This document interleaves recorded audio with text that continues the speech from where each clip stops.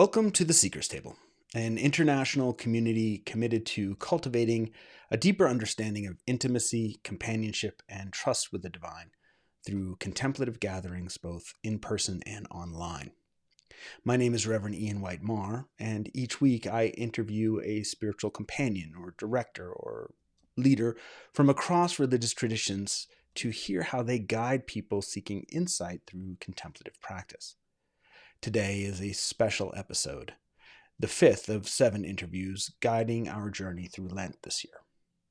My guest is Father John Merz, priest and vicar of the Church of the Ascension in Greenpoint, Brooklyn. His community is both a site of contemplative rejuvenation, hosting the Center for Spiritual Imagination, and a long-standing advocate who has a commitment to housing and feeding the homeless. Father John is the co-founder of the North Brooklyn Angels, which feeds over 3,000 people each week. John, it's good to see you. Thank you for being here. See you. Now, you and I first met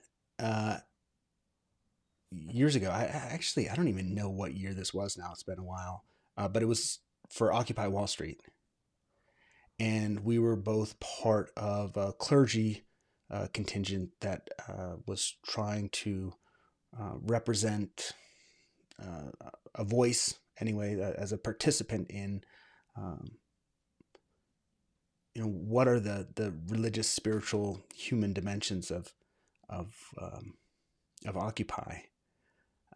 It seems like so much has happened since then, as so much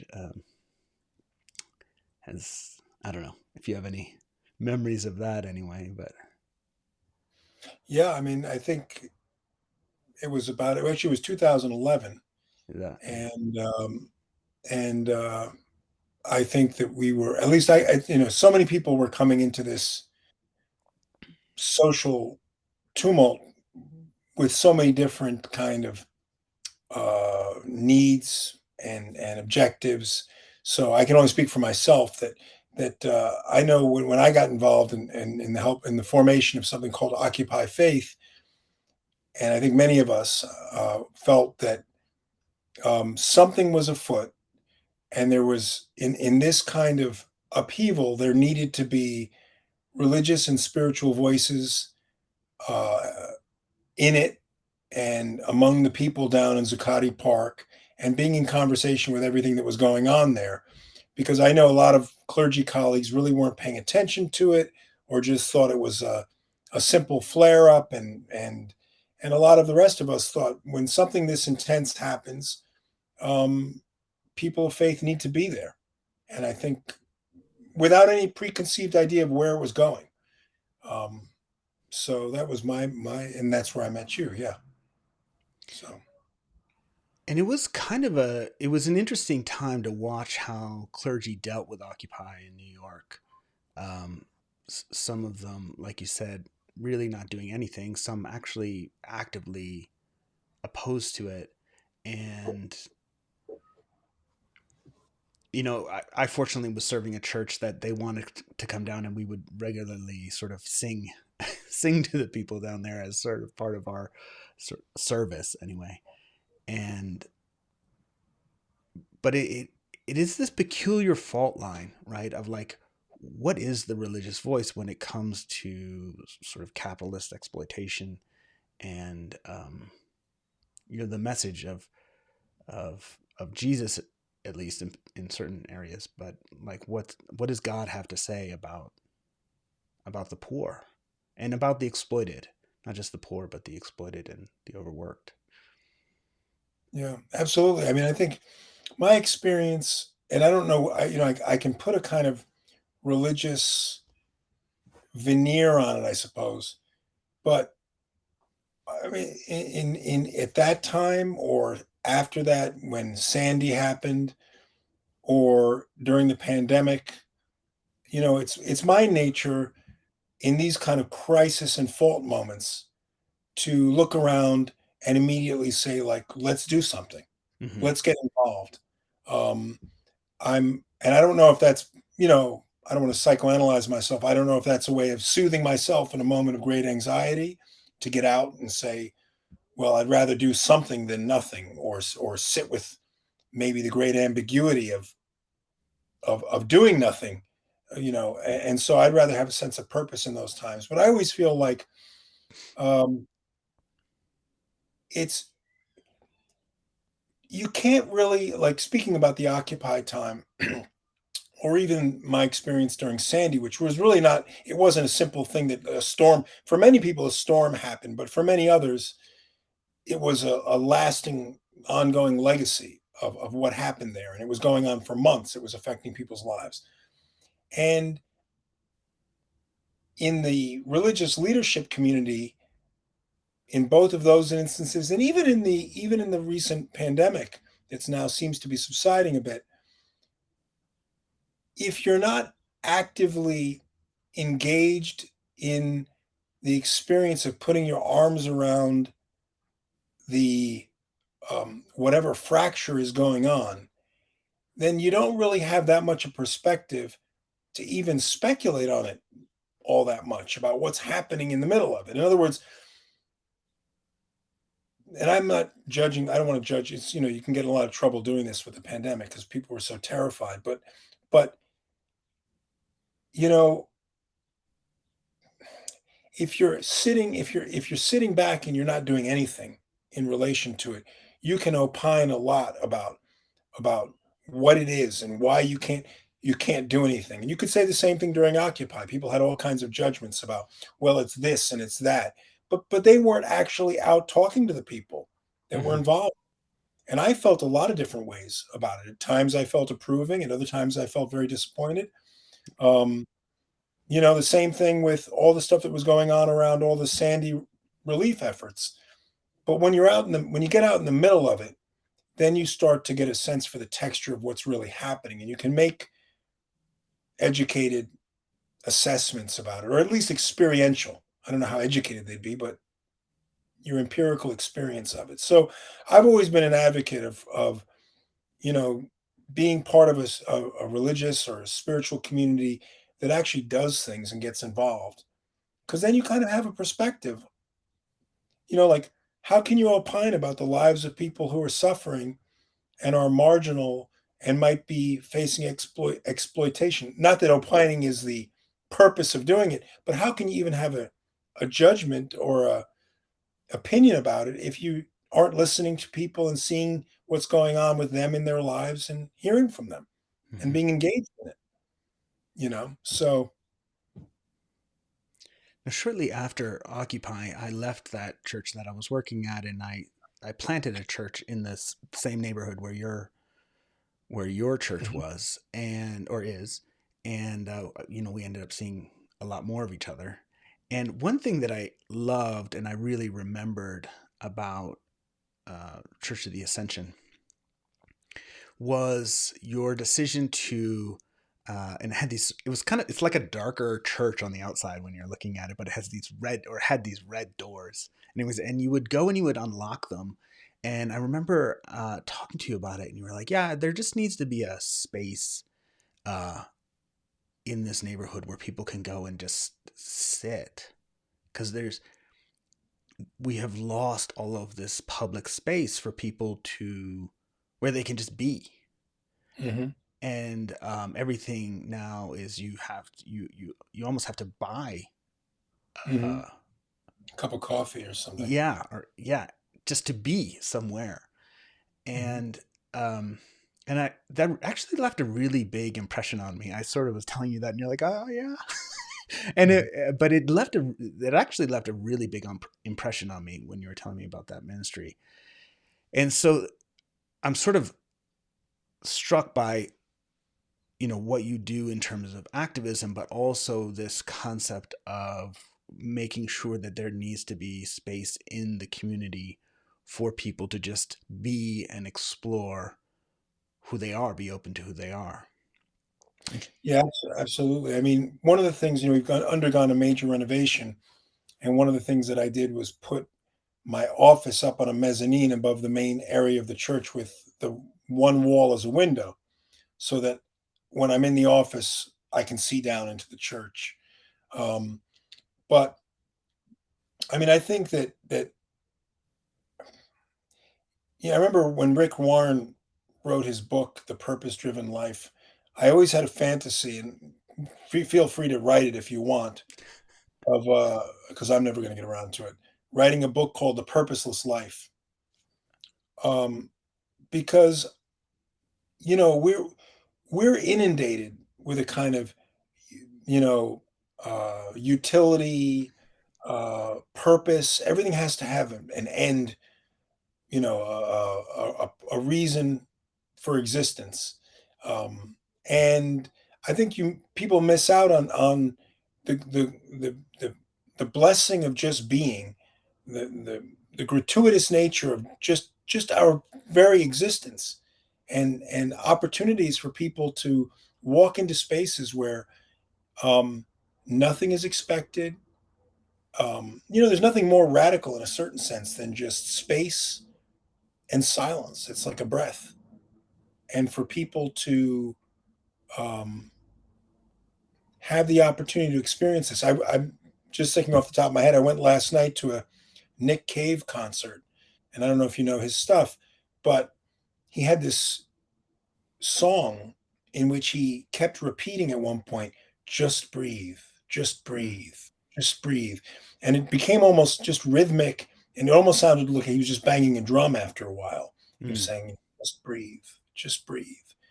And I think creating it's funny that in a city like this, when I grew up, Catholic churches were always open. mhm, Uh, this idea that open space would be radical. Um, but and as you mentioned, like now spaces are all commodified. You have to buy something. Somebody's watching you. Um, People said, I remember when I did that, and some people said, "Well, what happens if people steal?" That's the first question. If they steal this or that, um, and so yeah, what happens if they do? I don't know. So somebody steals some old crusty, you know. Yeah, it's a sad thing. But what happens when the churches are closed? yeah. And contemplative places are closed and people's hearts are breaking because of the things they're experiencing in their life, and they have no space to go into that has culturally been set aside, you know because all of the imagery and iconography of a church archetypally speaks of high moments and low moments and transcendent moments. And whether we know it or not, culturally it does speak a language of the soul, Mm, that no matter how literate we are or not, people know this. And so, or even people that go in and they say, well, this doesn't speak to me in the contemplative silent space, or what's dissonant about it, even to be able to notice that. I mean, it's strange that people go into coffee shops and commodified commercial spaces and don't feel that dissonance, mhm, you know. Like it's better to go into a church and say, "Ah, this is uncomfortable. This imagery doesn't speak to my soul," because at least you're remembering your soul. But if you go into a Starbucks and you can sit there for 4.5 hours and you feel perfectly um, synchronized with the space and the experience, something might be quite wrong, right. because there's no sense of, it's not even at the spaces aren't expecting or asking anything of you. So I'm when we developed this new space in the church, there's a walking labyrinth on the floor. There's 4 meditation stations, which have each one has a series of traditional icons, as well as there's 4 at each station, as well as contemporary things like Our Lady of Ferguson, which is a beautiful one. Wow. And also, I set one of the stations aside with 4 cushions around it to be used for like creating contemporary things, like maybe uh, you know found objects that would talk about the local environment. Mm, So, when you come into the space and you see this beauty of the stonework and the walking labyrinth, and you see some of like the altar and the chairs in the round, you also see these 4 icon stations with 4 cushions around each one of them. And although we're not up and running yet with the Center for Spiritual Imagination, regardless, everything about the space when you walk in, I don't want to use this term because it's kind of, you know, hackneyed or, but it's the technology of the space has everything to do with prayer, meditation, stillness. It all overtly speaks about another dimension of human experience. Like all those spaces are only activated if a human body is in them. I don't, I'd forgotten about this, and I don't know if you remember doing this, but you lent me your church once because I was leading a retreat on, uh, it was really iconography, but it wasn't traditional iconography. Mhm. And so it was like a 2 hour retreat where I had people just sort of stare at these images, including like a baby in the womb and all this stuff. And we moved around your church. Yeah, I remember that. I think I remember Yeah. that. Yeah. And when I was looking at the images of the church now, um, you've taken out all the pews, Hmm. replaced them with chairs, and such a it was a beautiful space before, and now it has a different feel, but it feels really like usable for people who want that contemplative time and to just to Yeah, walk a labyrinth. absolutely. I mean, one of the things that I've been meaning to do, but everything gets bogged down in what I wanted to do was get, the move. They have these stands. It has like a little silver base and a long thin stem, and then like you could put a placard on Mm, the top, explanation, almost like you'd have in a museum. mm, And I haven't done this yet, but I wanted to have those placed by everything in the room.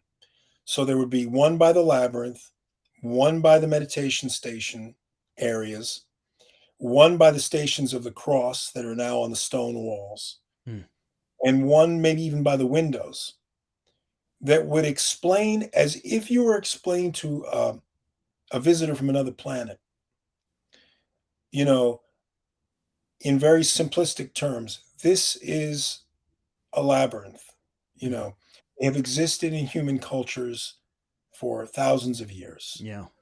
Um, there are verbal labyrinths, there are mythic labyrinths, there's, physical labyrinths, there's literary labyrinths, and all of these things are part of this puzzle journey to the center, um, this process of being lost and being found, and all of this, intentionally getting lost in something like that.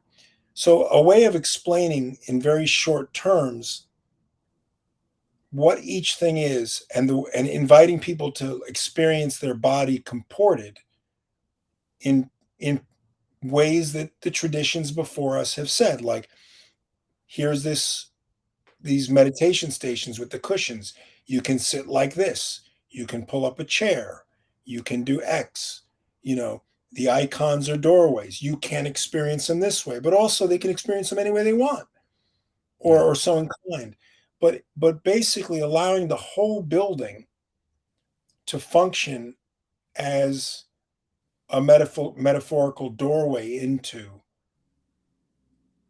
another dimension, whether that be a dimension that they enter through their own heart, or whether it be through meditation on the icon. You depends how you want to think of it spiritually. Or like some would like to say, you're always entering oneself. Another is you're opening a door for God to enter you, or you're entering God's heart, or whatever it may be, whatever the images are. So that's kind of what the dream of this, what the space has been, the vision for the space. Because I think it's a longing and a desire people have in themselves. So that's been guiding you know, the process. And I guess what I love about your ministry is that it's got this sort of grounded physical space where it happens, and you have this new ministry that it, I'm not sure when it exactly started, but the North Brooklyn Angels, Mhm. but it's sort of exploded in the pandemic, it Right, seems. right. And you have a truck that drives around and it, it finds the people where they are, I guess. And Well, we actually have so we have a kitchen at mhm. Our Lady of Mount Carmel where volunteers meet every day from about 9 to 1, Oh yeah, and okay. 6 days a week, folks are there. Oh, at Mount And Carmel. yeah, so Okay. that's the church where the kitchen is. Yep. And then we have, um and there's a pretty large facility that we've kind of developed there. And then we have 2 trucks actually. Well, actually, we have 4 total vehicles. Um, so we have one very large truck, Yeah. which has a social service office, and that's our what we call Big Blue. That's our 30-foot by 9-foot truck. Then we have one coming online uh, um, very soon, another one, a 17-foot food truck. We call Baby Blue, I believe the name is going to be. And and then there's a van which also does deliveries, and that I think is Little Blue. I'm not sure. And then we've got another one, a minivan, which then Brooklyn Nets donated. But basically, we twice a day in 2 different locations, we are our trucks go to a section of the neighborhood, and they local people meet the truck, a local group of volunteers in whatever part of the community, and then they get out and they help set up and distribute food to their neighbors. And that's why our mission is neighbors helping neighbors. Hmm. In other words, this isn't just our goal is not to simply alleviate hunger and feed folks. Our goal is our really overarching project is to bring neighbors together, affluent neighbors and less affluent neighbors in a rapidly gentrifying neighborhood and bring them together to work face to face day by day, getting to know each other and getting to know where the vulnerability and need is in the community and that they would address it together. So, in some sense, my co founder, Neil Sheehan, and I talked about it. It's an organizing project. People look at us and say, oh, those are the guys who do the food. And actually, we've got a cafe opening soon as well, the Angel Cafe.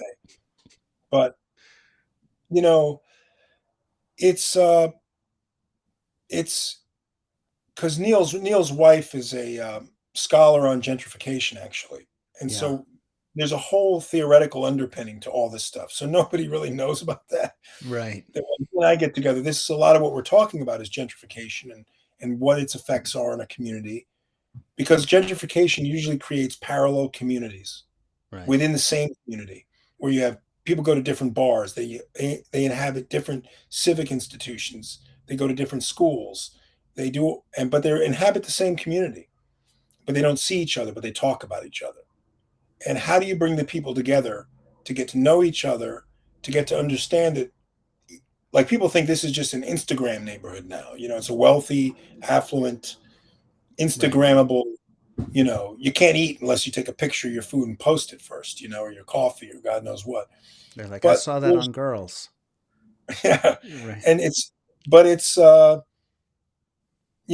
is there's a lot of need and poverty in this community, a Right. lot of pain, and people can get to know that without, and they can get to know their neighborhood better, and the poorer folks can assist each other too, and also get involved with the wealthier folks, and everybody can help each other, and eventually we'd like to do some advocacy, on a higher level politically, but first you got to bring people together to get to know each other. So And just on the numbers, though, right? You're doing about 3,000 meals a week, which is, I think it's up there. Yeah, like I know in the course of the pandemic, we did well, we do there's other stuff we do as well, but we did over 1 million pounds of like pantry goods and then wow. probably 750,000 meals. I'm not sure exactly. And now we're launching a new program called Angel Babies, in which we work with, it's primarily because, it can be anybody, any young parents, but it's often single moms with Yeah. kids trying to make sure that new moms or new parents have the things they need to raise their kids. And so we're like pairing up. Um, we've got a lot of wealthy, uh, affluent high rises on the waterfront. Right. And so there's a lot of folks there that have the means to buy all the cribs and all the stuff they need for 2 years. But then what do they do with it when they're done with it? So we're trying to hook those up with the people, who are poorer who can use that stuff because that's a lot of money. You It can end up is. spending, $3,000 on stuff you're only going to use for 18 months, Yeah. 2 years. So yeah, there's no end to the stuff you can do in a community, you know.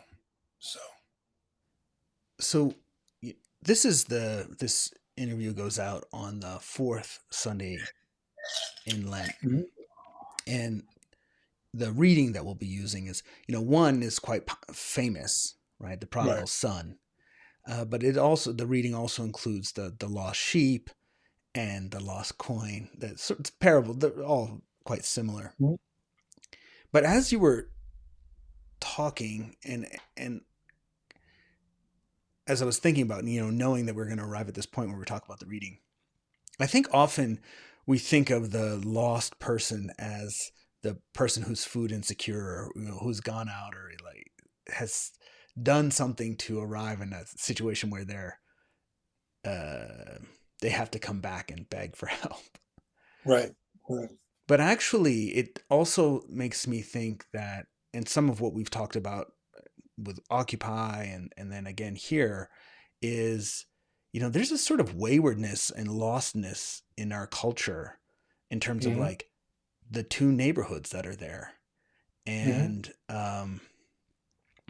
And like, who is the person who's lost, and how do we find our way back to being like neighbors, and to Mhm. being found as human beings? I think sometimes the affluence, uh, something that, certainly people don't want to not be. They don't strive to be poor most of the time, Right. Right. Right. right? But there's an isolation that can happen where, all of a sudden you don't know who and what you are anymore. Yeah, I mean, I think I think about that a lot in relation to these readings, and I think about that often in terms of the gospel because they often say, when Jesus says things like, I came, you know, not for the well, but for the sick. But then the question becomes, who's sick? Right.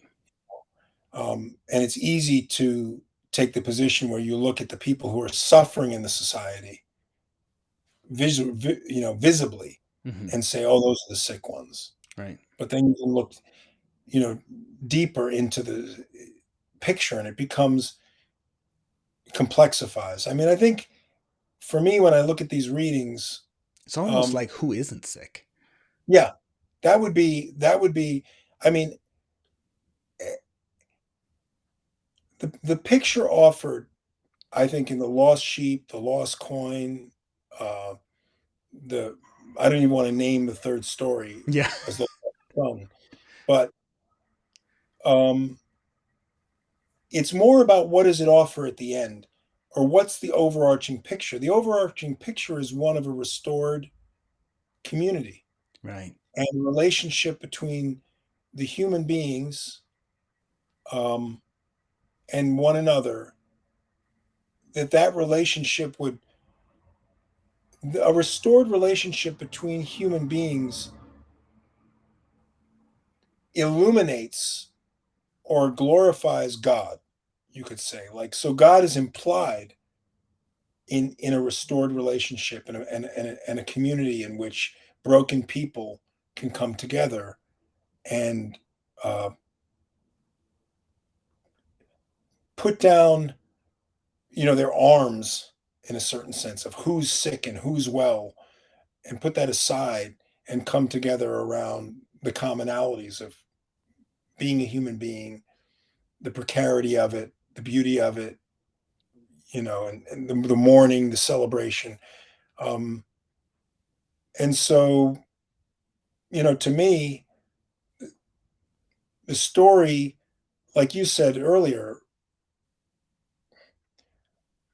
you know, I guess part of I'm kind of bouncing around here, but part of it is like if you can see yourself as a person of need and of really needing other people and not being complete in yourself, um, and not having the whole story. I mean, this is what's so problematic on so many forms of our strident political environment, where people on the left and the right, everybody's already right. Nobody needs each other in any way to complete any picture. Um,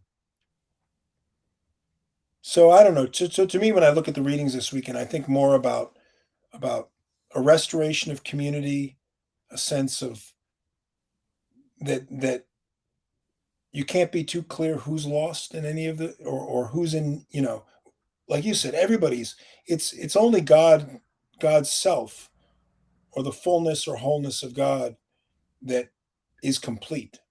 All human beings by our very nature are incomplete, partial, frail, temporary. Um, so yeah.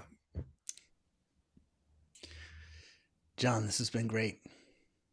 It's been really nice talking to you. Yeah, well, it's a pleasure to reconnect. Yeah, I love it.